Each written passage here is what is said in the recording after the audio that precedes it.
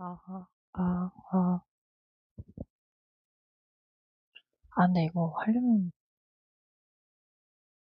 되는지 확인을 해야 되는데.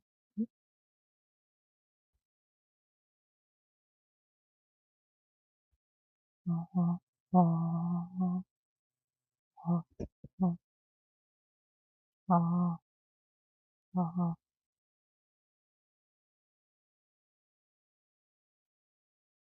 아하, 잘 되는군요.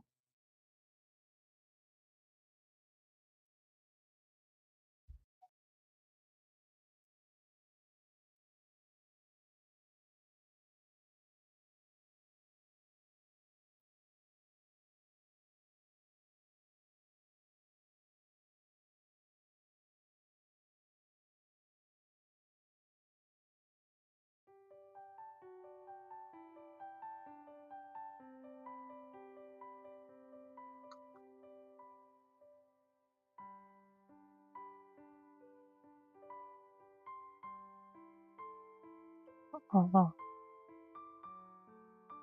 아하, 아하,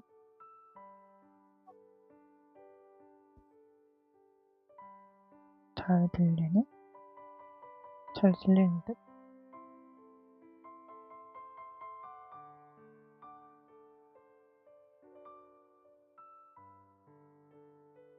네, 드디어 왜 이게 이렇게 되는지 알겠어.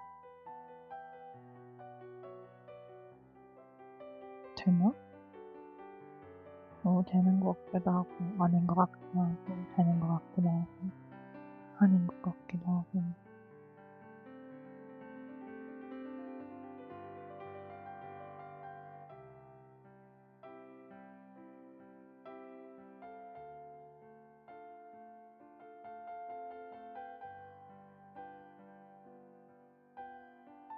시작, 방송 끊겼구나. 아, 지금은 끊기는지 모르겠네. 지금 댓글이 끊기고. 아, 이 상태로 말해야 되나? 목소리가 좀 이상하긴 한데, 이 정도면 괜찮은 것 같기도 하고. 괜찮은데? 아니요. 그냥 빨리 읽고 끝냅시다.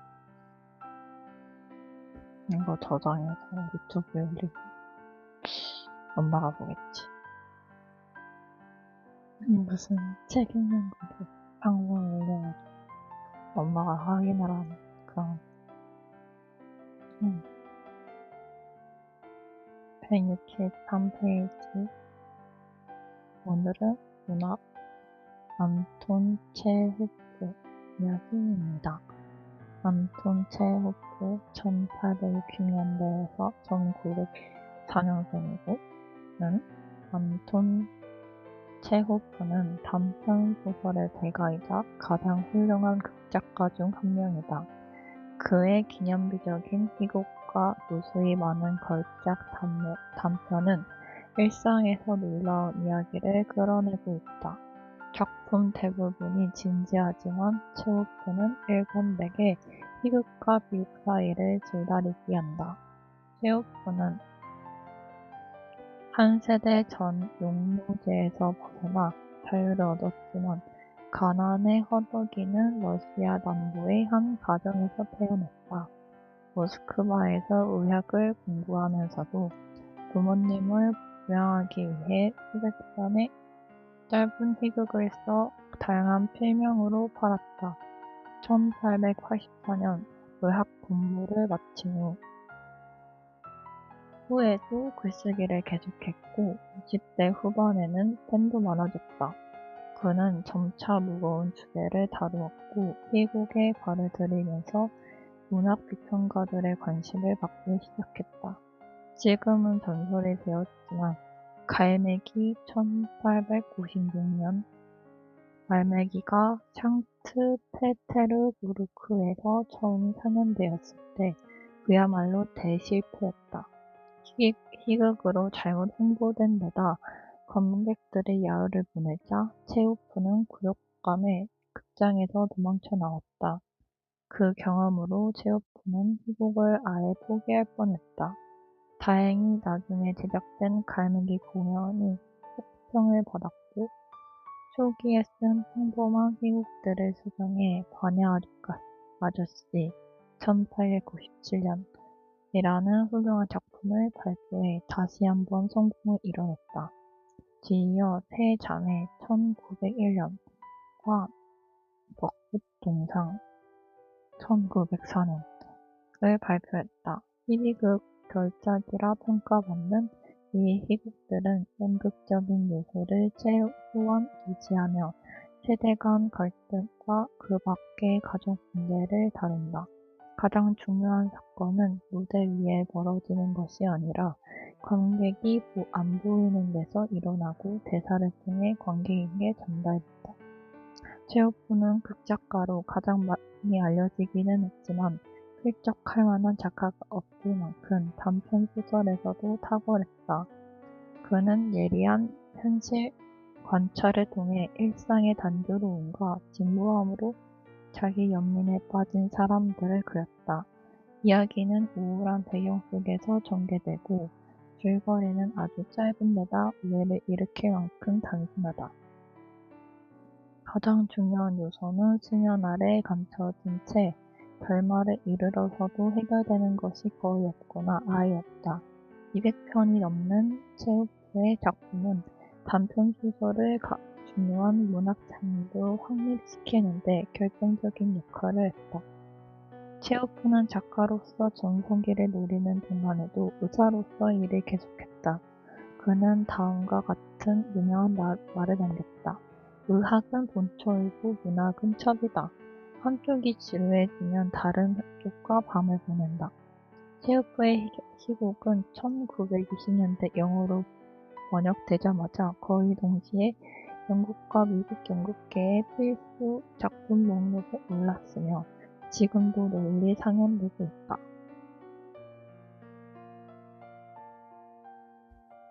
러시아 문학평론가와 지식인들은 종종 체호프에게 정치적인 작품을 쓰라고 압박했다. 그러나 작품에 정치색을 입힌다면 작품의 보편성이 줄어들 것이라 생각한 체호프는 그들의 요구를 거부했다. 164페이지의 리뷰 낭만주의 문해운동 1750년에서 1850년은 대체로 신고전주의에 대한 반응으로 발생했다. 신고전주의 예술가들이 이성, 객관성, 질서, 과학 등 계몽주의적 가치를 강조한 반면 낭만주의 예술가들은 환상, 직관, 주관성, 감정 등의 영역에 관심을 가졌다. 미국 독립전쟁과 프랑스 혁명을 낳은 열정에 자극받은 낭만주의자들은 사회적 규범보다 개인의 자유와 반항을 찬양했다. 가속화되는 산업화에 크게 실망한 낭만주의자들은 자연의 경이로움보다 단순하고 원시적인 문화의 순수성에서 감동을 느꼈다. 그리스 로마 미술의 뚜렷한 성과 우아함을 선호한 왜 자꾸 이상하게 있지? 선구전주의자들과 달리 낭만주의자들은 이국적 문화의 신비로움과 고딕 건축의 복잡성에 매료되었다. 영국에서 낭만주의는 일찌감치 1749년에 태어났다. 소설가 호라스 월폴이 트위크넘에 있는 자신의 트위베리 힐 저택을 고딕 양식으로 개축하기로 결정한 때이다.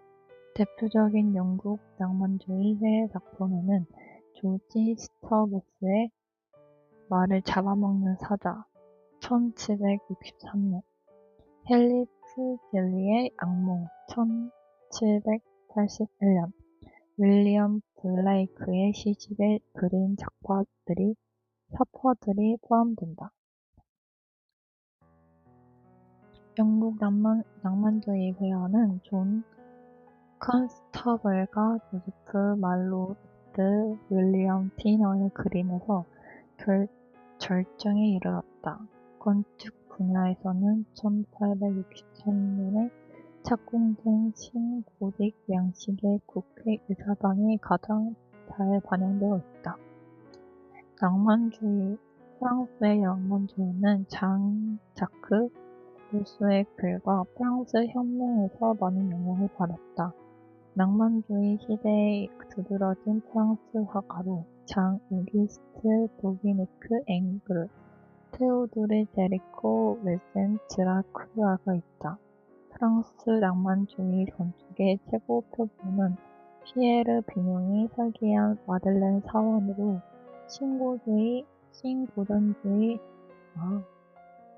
신고주의가 아니라 지금까지 신고전주의인데 왜 자꾸 이상하게 읽었지? 신고전주의 양식의 뼈대 안에 비잔틴 양식의 동이 3개 있다. 과거의 건축 양식을 혼합하는 것이 그 당시 건축물의 주된 특징이었다. 독일의 낭만주의는 요한 볼트랑 폰 괴테가 1774년 발표한 소설 젊은 베르테르의 슬픔에 고뇌하는 주인공에게서 큰 영감을 얻었다.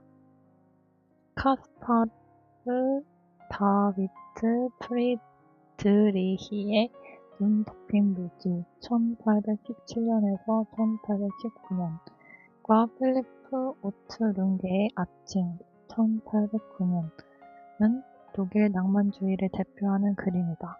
가장 위대한 스페인 낭만주의 화가는 프란치스코 고야이다.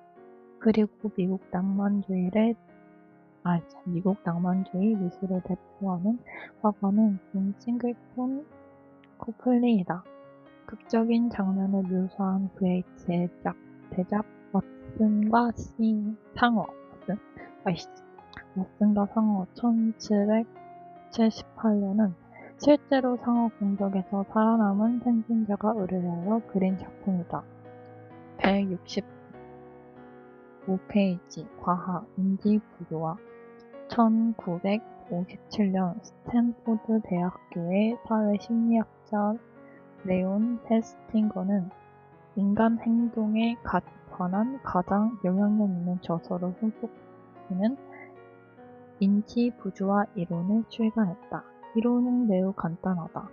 우리는 과학자들이 인지라고 부르는 다양한 믿음과 개념과 생각을 가지고 있다. 대부분의 경우 인지를 구성하는 요소들은 서로 연관되어 있지 않다.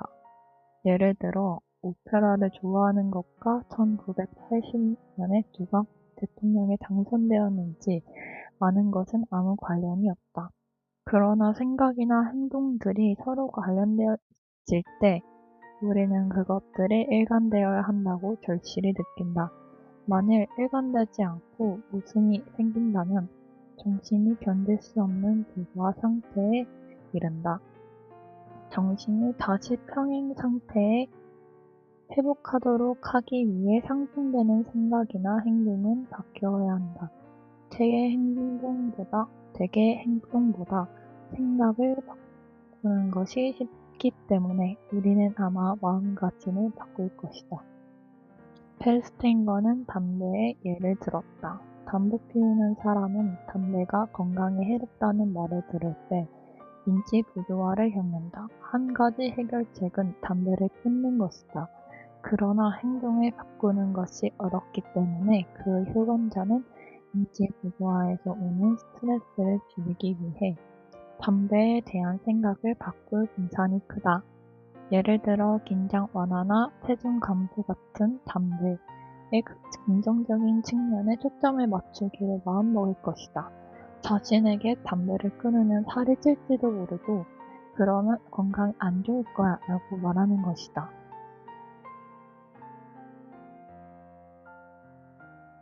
아니요, 책을 읽고 있습니다.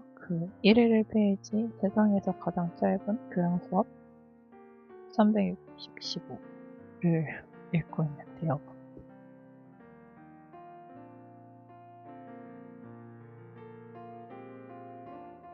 올해에는 이거를 다 읽기로 엄마랑 약속을 해서 해야 됩니다. 약속했으니까. 어디까지 읽었지? 아니면 자동차를 사고 같은 다른 일상적인 위험에 비교할 수도 있다. 사람들이 매일 망설임 없이 차를 끌고 도로 위를 달리는데 나는 왜 담배 피우는 것을 보고 걱정해야 하지? 라고 생각할지도 모른다. 그런 합리화를 통해 사람들은 인지 부조화를 줄이고 생존과 미래이 일관되도록 유지시킨다. 신입생 신고식은 인지 부조화 원리에서 작용한다. 연구 결과에 따르면 첫 신고식이 가혹할수록 그 집단의 일부가 되는 것이 기쁘게 생각하는 신입생이 더 많았다. 사회심리학자들은 이런 현상을 노력 정당화 패러다임이라고 부른다. 경제학자들은 소비자가 물건을 사놓고 후회하는 것도 인지부여 때문이라고 본다. 펠스팅거의 연구에 따르면 사람들은 돈을 받고 거짓말할 경우 자신이 한 거짓말을 믿지 않는다. 그러나 돈을 받지 않고 자발적으로 거짓말을 할 경우 종종 스스로의 그 말을 믿는다. 돈을 받는다는 정당화 없이 거짓말을 하면 인지적 부조화를 겪기 때문에 자신이 한 거짓말을 믿으려고 하는 경향이 있다. 한 장을 갖고 두 장째. 세 장째. 166페이지. 음악. 모차르트 협주곡 21번과 교향곡 41번. 너무 빠르다. 볼프강 아마데우스 모차르트 1756년에서 1791년생. 는 후반기에 피아노 협주곡을 17편이나 작곡했다. 모두 고전주의 협주곡의 최고의 표본으로 여겨진다. 많은 곡들이 비발디의 협주곡 스타일과 일반적인 소나타 형식을 결합한 소나타 리토르넬로 형식이다. 소나타 리토르넬로 형식에서는 솔로 파트가 연주하는 주제를 오케스트라가 다시 다룬다. 과거에는 피아노가 오늘날 같은 볼륨을 가지고 있지 않았기 때문에 멜로디를 제대로 들을 수 없었다. 그래서 피아노 협주곡 전용 소나타 리토르넬로 형식은 관객들이 멜로디를 확실하게 듣고 이해할 수 있도록 만들어졌을 것이다. 모차르트의 협주곡 17곡 중에서 가장 탁월한 것은 21번이다.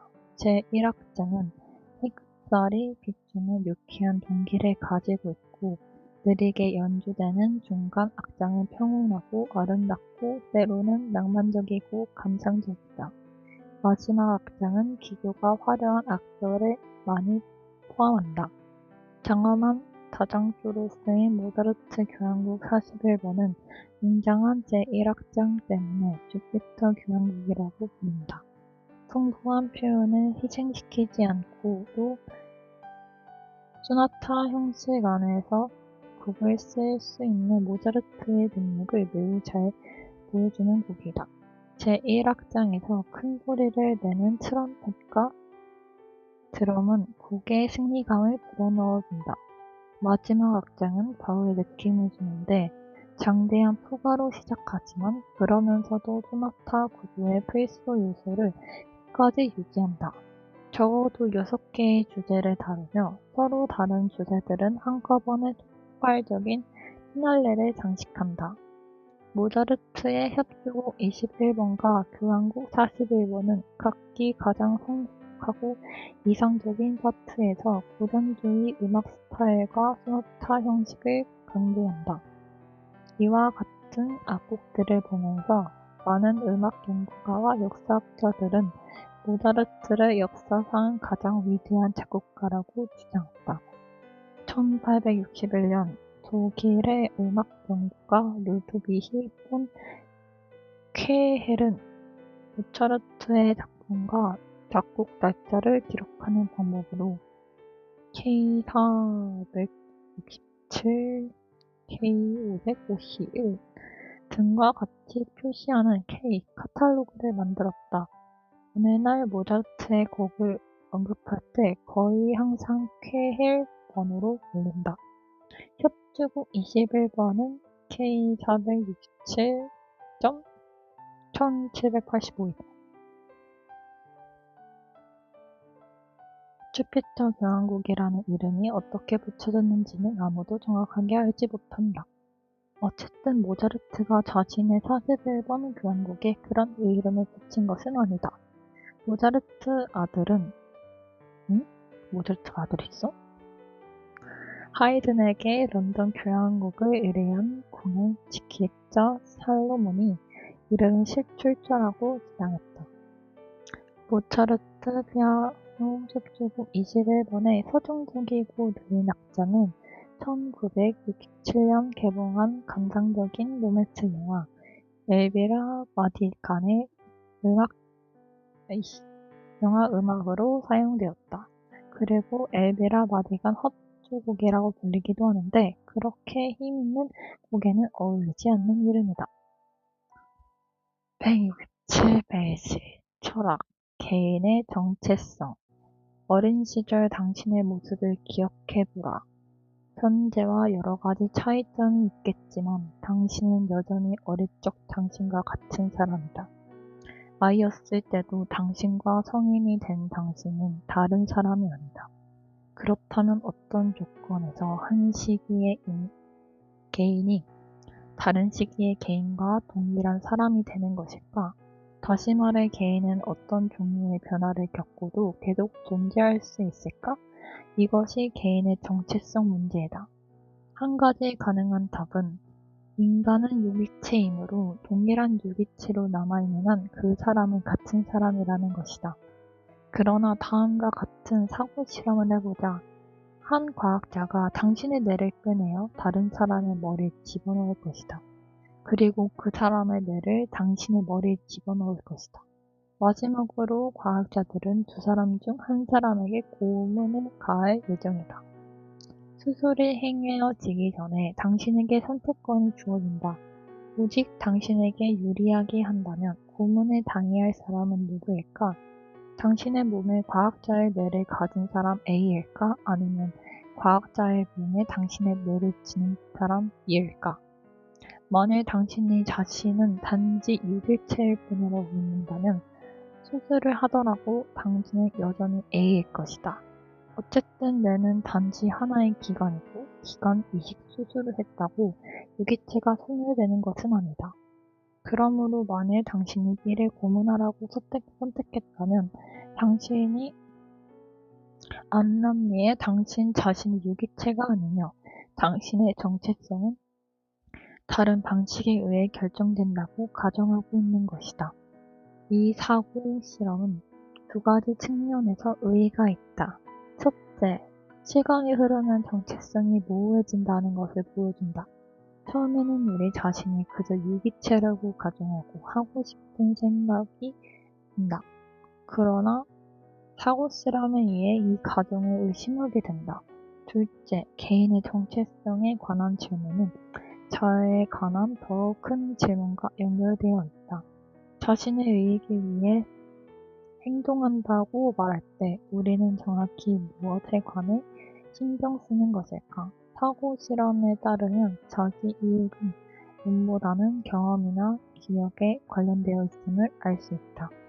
영국 철학자 존 로크 1632년에서 1704년생은 A와 B가 정신적으로 연결되어 있을 때, 특히 기억에 의해 연결되어 있을 때 동일한 사람이라고 주장했다. 이동장치를 이용해 당신의 부내에서 화성 우주정거장으로 정보를 전송하면 그곳에 당신과 질적으로 다르지 않은 사람이 만들어진다고 상상해보자. 당신이라면 장거리 이동 수단으로 이 장치를 사용하겠는가? 새로 만들어진 사람은 원래 당신과 동일한 사람일까? 그런 이동장치가 두 명의 똑같은 개인을 만들어낸 것이라면 어떻게 될까?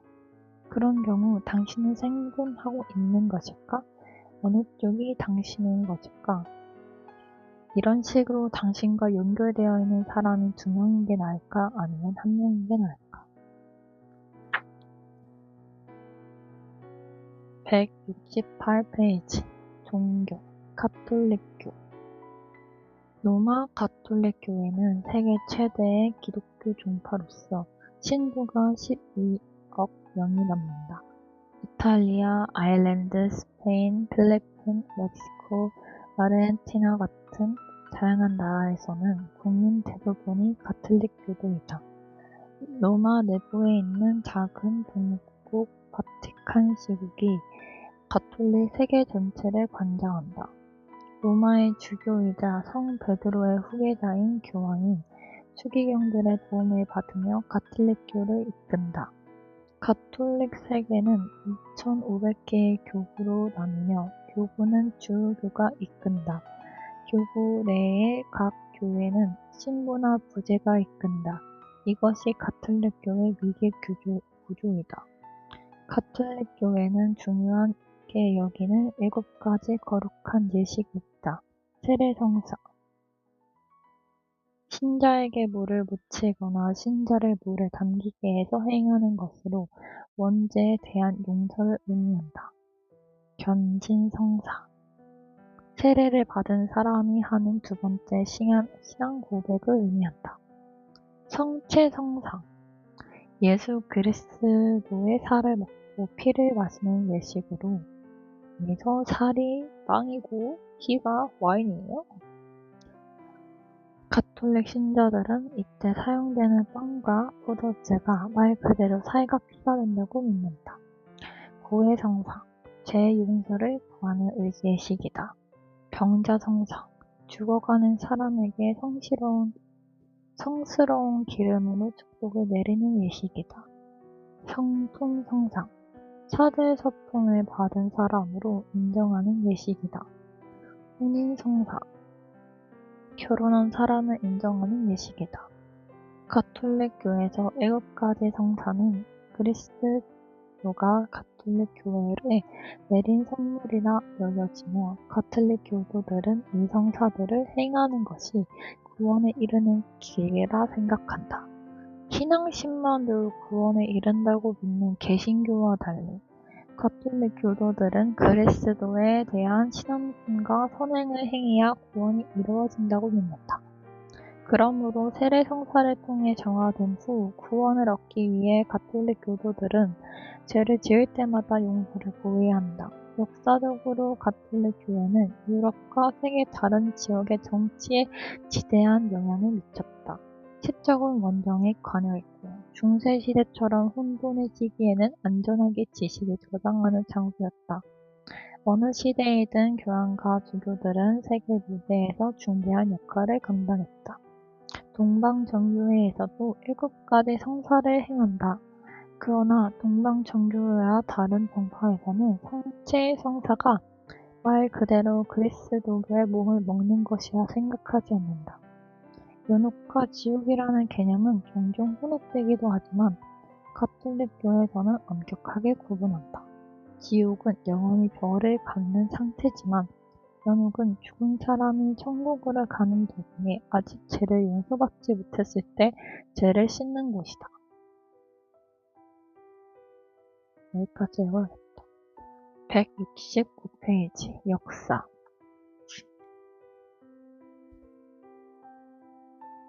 토머스 페인 1737년에서 1809년생 는 미국의 급진적인 논설 작가이자 정치 철학가이다.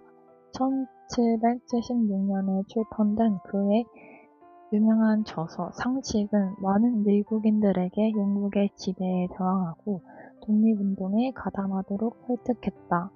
페인은 영국의 군주제를 혐오하고 공화주의가 가장 좋은 정부 형태라고 믿었으며 독재 정부를 반대하는 혁명적 정본에 이끌려 평생 동안 대중행동가로 활동했다.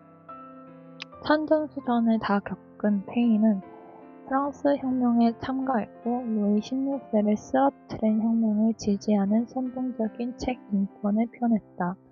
페인은 자신을 지지하는 사람들과 거래를 두는 경향이 있었고 자신의 노고에 대해 거창하게 감사받는 것을 좋아하지 않았다. 프랑스로 건너간 후 페인은 외로 폐위된 왕의 처형을 반대했다.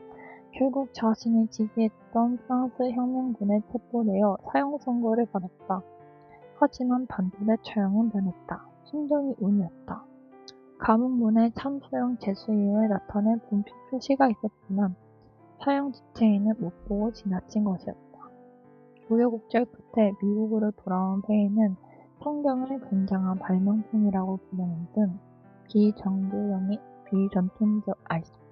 비전통적인 종교관을 가지고 있었기 때문에 사회적으로 배척당했다. 그는 빈궁 속에서 세상을 떠났다. 페인의 글은 비타협적이고 선종적이고 고무적이다. 상식에서 조지 3세는 짐승 같은 왕이고 군주제는 악이라 표현했다. 그는 미국의 공화주의 정부를 세우는 것이 전 세계의 다른 고통받는 국민들에게 영감을 줄 것이라 믿었으며 미국의 명분을 크게 보면 인류의 명분이다 라고 주장했다. 그의 지칠 줄 모르는 선동에 심지어 그를 비난하던 사람들조차 그를 인정했다.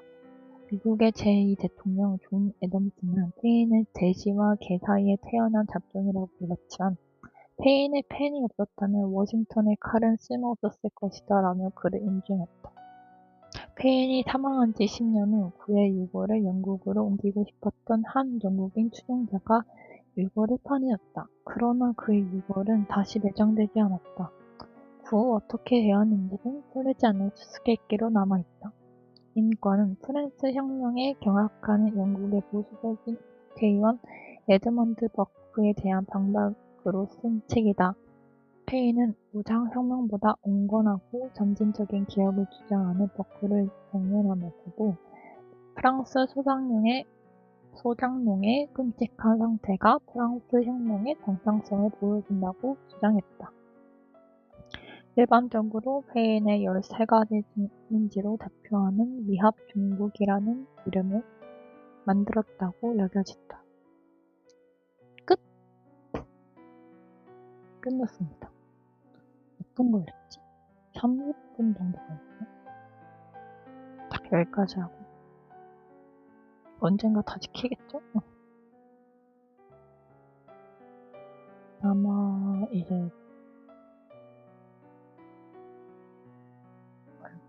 끝.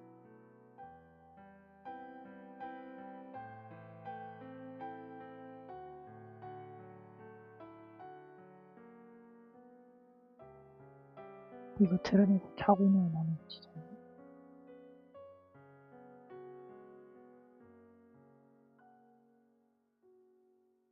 그냥 매일 30분 방송으로 하면 될 것 같기도 하고 잠시만 됐다. 끝났습니다. 그러면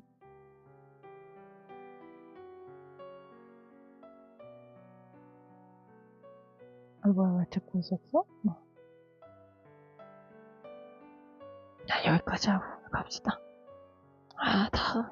다음에 월요일에도 하고 방송 키는 날이 일요일이랑 월요일이랑 금요일인데 이 정도 30분 방송을 할 거면 오후에 그냥 자기 전에 틀지도. 낭만 잘 가.